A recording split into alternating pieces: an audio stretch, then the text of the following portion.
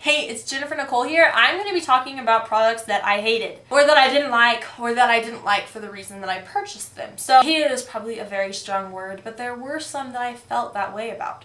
Also, if you notice this little chain around my neck, it is a dog tag, and it's for the Underground Railroad. They help abolish human trafficking, and I'll link their site below so you can take a look at it. But these are products that I just did not like, and I am just going to be showing you why I didn't like them. There are some new products that I just tried Wet n Wild that didn't work for me and some that did. I'm not going to include those in a video just because I will be doing a separate video on that very soon. So I'm just going to go over some products that, didn't really work for me. So there is the Maybelline Master Primer, and it's supposed to blur and smooth. This is supposed to help with fine wrinkles, and it's supposed to extend the life of your makeup. I feel like this slightly, like a smidge bit, extends the life of my makeup. But I definitely do not feel like this blurs anything. I feel like foundation and everything sets into all of my lines, my smile lines especially, just as much. And it definitely doesn't help minimize pores. That's not something this one advertised specifically, but whenever I see the word blur, that's kind of what I think. So I don't feel like it helps with the fine lines or with the pores, and I feel like the wear of the foundation is just so slightly longer that I just don't feel like this is worth the money. So this is a product I definitely regret purchasing, and if I were to do it again, would not recommend this primer. Okay, next is the Milani Conceal and Perfect 2-in-1, and you're probably saying, if you see my other foundations, I thought you loved this, and I do, but the thing that didn't work for me with this one is this is their lightest shade. And I am extremely white, but even when I was not as light as I currently am, it still didn't work. I love the foundation itself, it's just really not light enough. And they did recently come out with one lighter shade I haven't tried yet, so I'll keep you updated on that, but I've seen a few swatches of it and I just still don't think it's going to be light enough for my skin tone. Okay, a lot of these things that didn't work are foundations. So the next foundation that didn't work for me is the Matte and Poreless.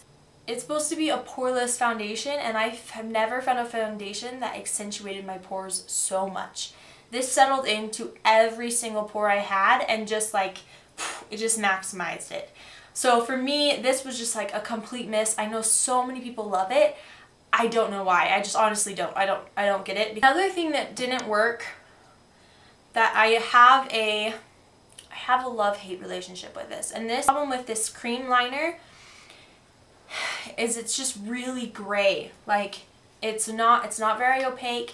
Some places will be really dark black, and then other places are really gray, and it just slips like crazy. It smudges like crazy. It just did not work for me. But then one day I was doing my makeup and I put it on my waterline, and then I was gone all day and I just forgot that that's what I put on my waterline, and it stayed put. It did not budge. So I had to go over my waterline a few times, but I felt like it just stayed there. It didn't irritate my eyes, and it was a wonderful product for my waterline. Another product that didn't work for me is the L'Oreal Infallible Pro Glow. And you will have seen a recent video that I did where I just loved it and I thought it was perfect. And it matched my skin, and it gave me a nice glow that wasn't too glowy, and I still feel all of those things about it. But every time I used it and I took it off, I had like 5 more acne issues.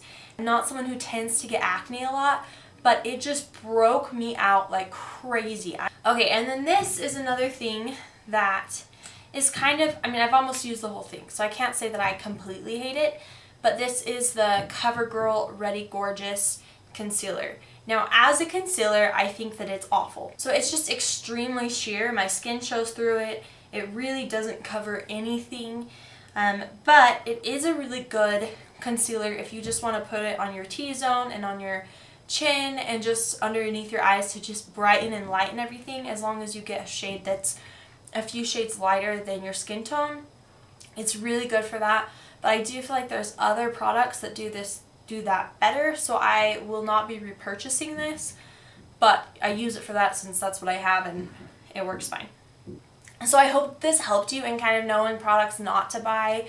Again, some of these products might work great for you. We all have very different skin. Even if you have dry skin, you know, everybody's skin is different. And so maybe these products you actually love, or maybe I just got a bad batch of something. But really, overall, these are products I will not be repurchasing. I will not buy again just because they were just really did not work for me. Thank you so much for watching. I hope that you have a good day.